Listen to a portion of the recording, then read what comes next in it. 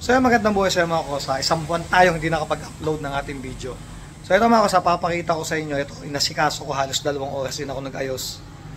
Kaya namang isasalang natin mga kosa. Bali, ito yung second batch ko, hindi ko na nai-content yung first batch ko. Ito na dito pa yung first batch natin mga kosa.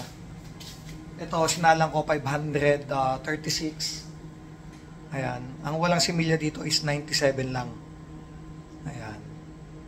Ito yung first batch. Bali mapipisa ito mga kosa ng October 9. At ito namang second na sasalang natin mamayang alas 7 ng gabi. Ito yung second batch ko. Bali ang pisa nito mga kosa is October 22. Pero ang pisa talaga nito, ang due date niya is October 21. Pero mga kosa, inilalabas ko yun ng pan 22 days para tuyong-tuyo na talaga sila. So ngayon ay sasalang natin mga kosa. Ito, so naayos ko na. Yan. Kumbaga, by letter nandiyan na lahat. Lahat ng letter E, A, B, C, D, E, F, G, kumbaga ganyan, lahat yan magkakasama na. Ayan. Ito mga kosa, 587 ang second batch. At ito pa ang isa. Ayan. So ayan mga kosa, isasalang natin. Nakalagay dito, salang 7 PM, September 30, 2025. 587 ang isasalang natin. Ayan mga kosa. Yan yung pinaglagyan. Yan. So, dadalhin natin sa farm ulit yan. Ayan. Ayan mga kosa. Ito yung pakita ko sa inyo. Ito yung, yan. Ito kanina ko pang umaga binuhay to. Itong paglalagyan ng mga yon. So, ayan mga kakosa. Ito na yung nakasalang natin. Ayan. Ito lahat mga kakosa may similya na po ito ha.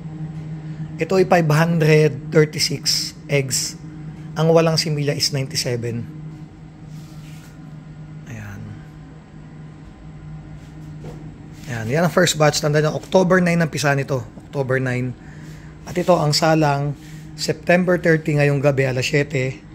Ang pisa naman ito mga kosa, October 21 pero ilalabas ko siya ng October 22 ng umagang-umaga. Ayan o. Diba? May magtatanong sa akin, Kosa, bakit mukhang kukunti ang breed mo? Mga Kosa, kaya ko magpalabas ng 1,000, kahit 4,000 gaya ng dati. Pero ngayon, i-maintain ko lang siya mga Kosa. Sa tingin ko, maximum 1,500 lang. Dahil, ang gusto kong mangyari mga Kosa, mas gusto kong mapaganda yung balahibo ng mga breed ko ngayon this coming season. Diba? Kasi malay mo, soon, magkaroon din tayo ng booth sa expo. Malay mo lang naman, wala namang masamang mangarap mga kosa. At makapaglagay ako doon kahit mga 30 piraso o 15 piraso man lang no, sa mga gustong bumili sa atin. So gusto ko talaga yung yung sakto lang, ayoko na ng sobrang dami.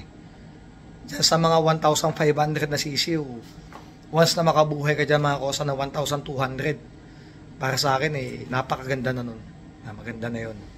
Ayan mga kosa. Ayan ang ating